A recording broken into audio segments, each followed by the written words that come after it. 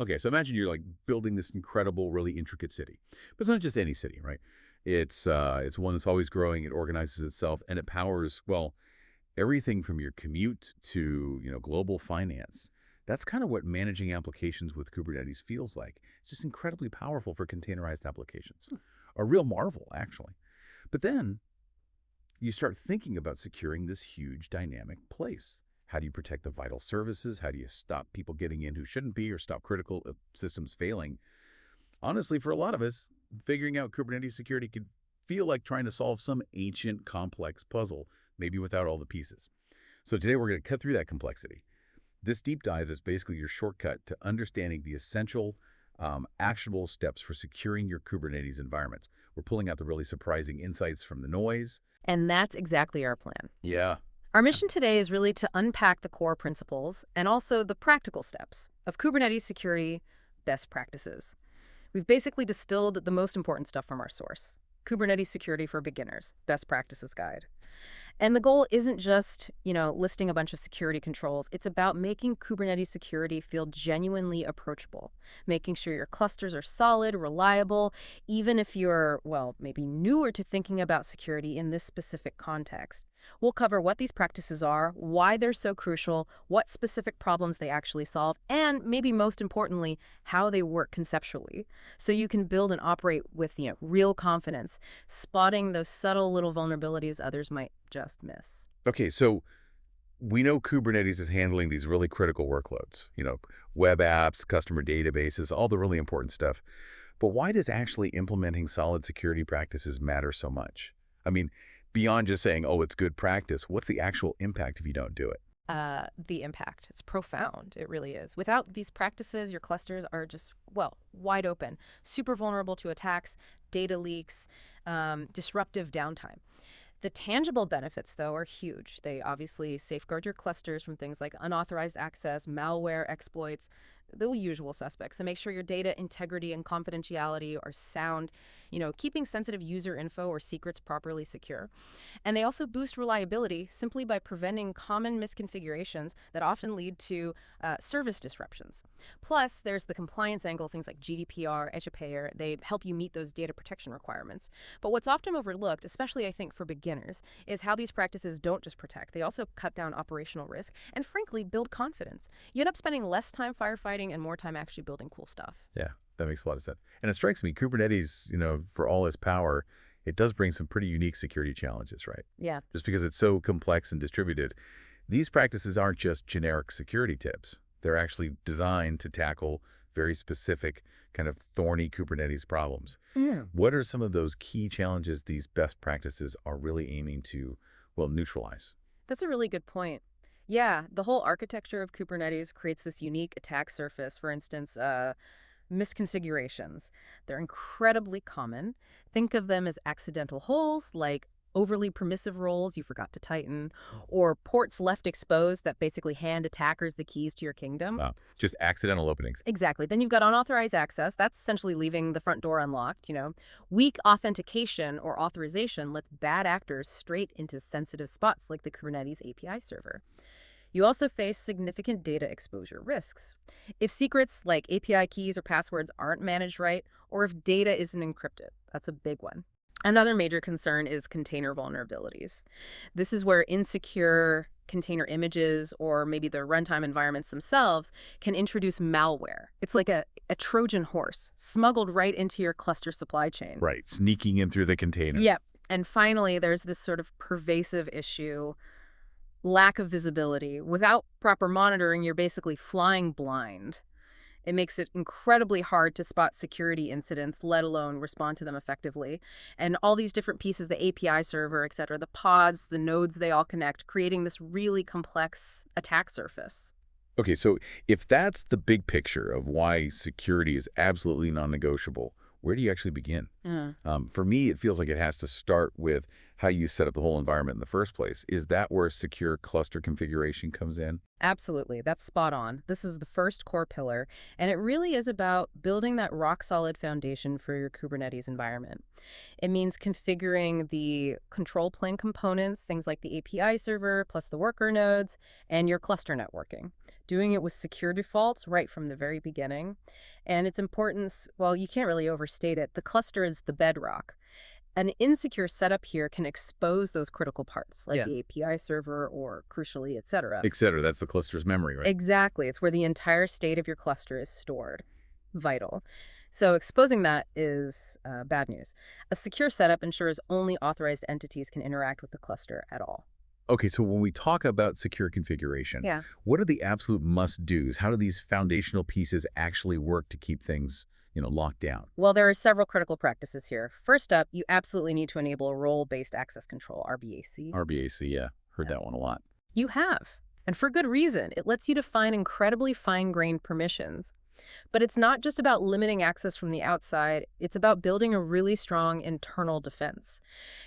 So many people focus only on external threats, but honestly, the vast majority of breaches, they start internally or through compromised internal accounts. RBAC is like your strongest internal firewall. It makes sure that even if one part of your system or one user account gets compromised, the blast radius is super contained. Okay, containing the damage internally. Makes sense. Definitely.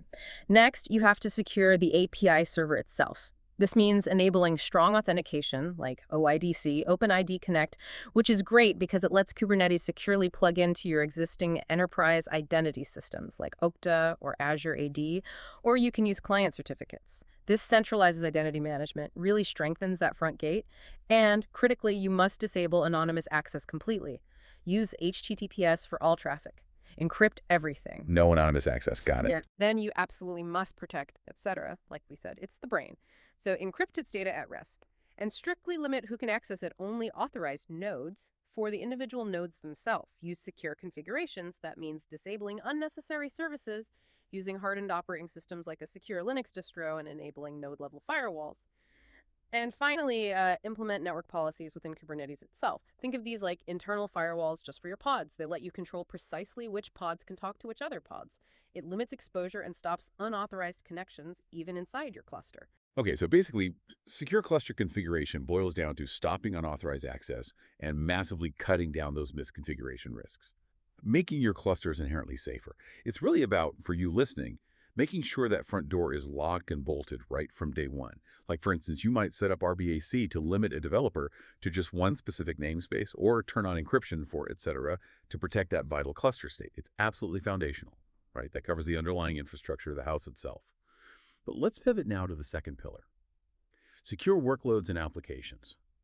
If the first pillar was the foundation and the outside walls, this one feels like it's about securing everything inside the house, the actual applications running in Kubernetes, where the real action happens. Precisely. Yeah, this pillar is all about securing your pods and containers themselves.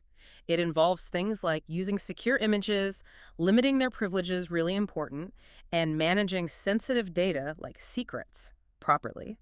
And this is incredibly important because, well, the workloads, they're the prime targets for attackers. That's where your application code runs, where your data gets handled. So securing them is key to preventing vulnerabilities from being exploited and also stopping attackers from moving sideways through your system if they do get a foothold somewhere. Okay, so the cluster's locked down. But what about the actual apps running inside? How do we stop them from being the weakest link? What are the sort of tactical ways we can implement this workload security? Well, it really starts with using trusted container images. Always pull images from reputable places, Docker Hub, Google Container Registry, etc. But more importantly, crucially, you need to scan them for known vulnerabilities. Use tools like Trivy or Claire, and do this before you ever deploy them. Think of it like a mandatory quality check in your software supply chain. Scan everything first. Absolutely. Then you want to run containers with the least privilege possible. This is just fundamental security hygiene.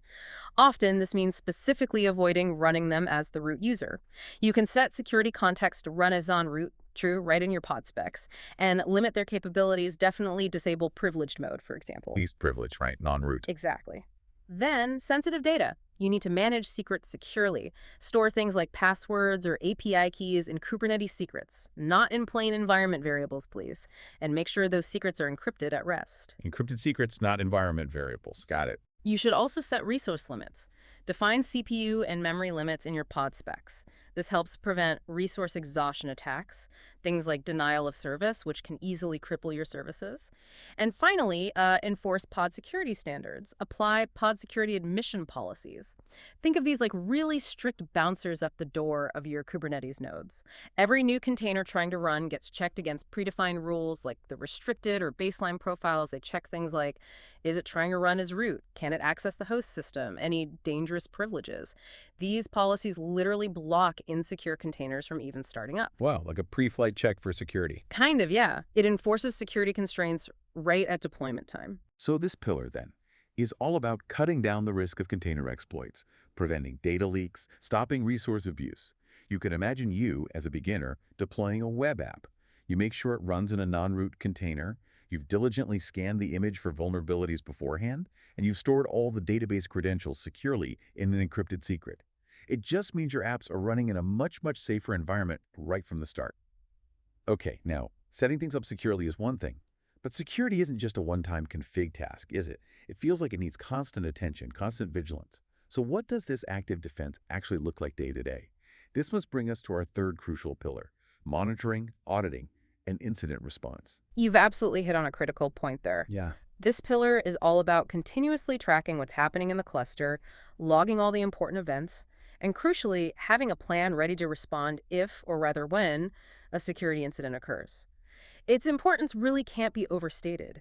Without decent monitoring and auditing, security incidents like someone gaining unauthorized access, they might go completely unnoticed for days, maybe even weeks. That delay massively increases the potential damage. Auditing gives you that essential visibility and accountability key for anyone managing secure clusters, and it helps you learn from anything that does happen. Right. So how does this ongoing vigilance, this sort of active defense, actually work conceptually? What are the key bits and pieces? Okay, several key practices here. First, enable audit logging. You need to configure the Kubernetes ATI server to log every single request. Who did what, when, how. This creates that vital forensic trail, lets you reconstruct events later if something goes wrong, and obviously these logs need to be stored securely so they can be analyzed. The audit trail. Got it. Then, deploy monitoring tools.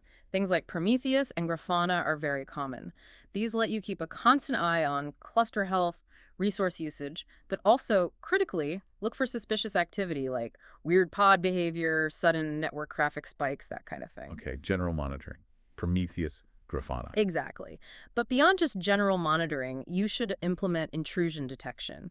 Use tools like Falco. Think of Falco as like an intelligent security guard sitting inside your running containers. Oh. It's constantly watching for dodgy behavior. Maybe an unexpected process tries to launch or data gets written somewhere it shouldn't. Falco spots it in real time and raises an alarm. It's really impressive runtime threat detection. Wow, like an internal alarm system. Pretty much. It's also vital to do regular security assessments. Use tools like KubeBench or KubeScape. These scan your clusters looking for misconfigurations, checking against well-known standards like the CIS Kubernetes benchmark. It's like a proactive health check, finding weaknesses before attackers do. And finally, you absolutely, definitely need an incident response plan. Define clear steps for how you'll respond if something happens. How do you isolate a compromised pod? How do you analyze the logs? How do you apply patches or roll back changes? Having that plan ready saves crucial time when, honestly, every second counts. Okay, so this pillar provides that essential visibility into what's actually happening in your cluster. It enables quick detection and, hopefully, quick response. You can picture you, maybe as a beginner, setting up Prometheus to watch pod resource use, and then maybe adding Falco to get alerts if any suspicious activity pops up inside a container. This really raises an important question for you. How proactive can you actually be in protecting your systems? All right, so we've talked about these three really powerful pillars individually: secure cluster config, secure workloads, monitoring response. Now let's put it all together. When is each practice most critical? And how do they combine to make a really robust overall strategy? Like for secure cluster configuration, that seems absolutely vital when you're setting up a brand new Kubernetes cluster, right? Or maybe managing production environments where, any damage could be really significant. For example, you definitely want to nail down RBAC and network policies for a production cluster running a critical web app. Exactly. That's the foundation. Then for secure workload configuration, that becomes super important when you're deploying, say, stateful applications like databases or anything sensitive. Or maybe if you're running third-party container images that might have hidden vulnerabilities. Right. third-party image is always a bit risky. Can be. So a good example there is deploying your web app using a non-root container and being really diligent about encrypting secrets for things like API keys. And finally, monitoring and auditing. That feels essential whenever you're operating any production cluster or maybe multi-user clusters where you just need to track activity and spot threats.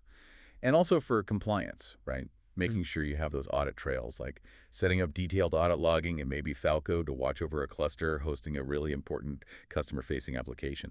Yeah, absolutely. And what's really important to stress is that a truly comprehensive Kubernetes security strategy, it seamlessly combines all these practices. It's very much a layered defense model. So a typical really effective approach might look like this. You start with that secure cluster configuration, get RBAC right, strong API authentication, etc., encryption sorted. Layer 1. Layer 1. Then on top of that, you deploy secure workloads. Use trusted images you've scanned, apply least privilege settings, use those encrypted secrets. Layer 2. Layer 2. And finally, you layer on that continuous monitoring and auditing. Use powerful tools like Prometheus for metrics, Falco for runtime threats, and make sure you've got comprehensive audit logging. That's how you detect and respond to threats in real time. Even if you're just starting out, maybe with a simple Minikube cluster on your laptop, you'd still implement RBAC, deploy your test app using a non-root container with a scanned image, and maybe run Kubescape to check for basic misconfigurations. It's not about achieving perfection instantly, but understanding how each layer supports and reinforces the others. Okay, so to quickly recap then, we dug into the 3 essential pillars of Kubernetes security. Starting with that secure cluster configuration as your absolute foundation, then making sure you have secure workload configurations for your actual applications, and finally, maintaining continuous monitoring and auditing to stay vigilant. And these practices, they directly tackle some of the biggest headaches, right? Like those common misconfigurations, unauthorized access, and just that critical lack of visibility into what's going on in your systems. And the good news, really, is that these practices, they make Kubernetes security feel much more accessible. Even if you're just starting out on this journey, you don't have to boil the ocean all at once. A really solid starting point could just be enable RBAC, make sure you scan your container images, and set up some basic monitoring with tools like Prometheus or maybe Kubescape. If we sort of zoom out and connect this to the bigger picture, it's all about building a strong, resilient foundation for everything you do with Kubernetes in the future, making security feel like an enabler, not just a roadblock. So as you reflect on this deep dive, maybe consider not just what security measures you can implement, but maybe how adopting a truly proactive security mindset might fundamentally transform your entire approach to managing these complex, powerful systems.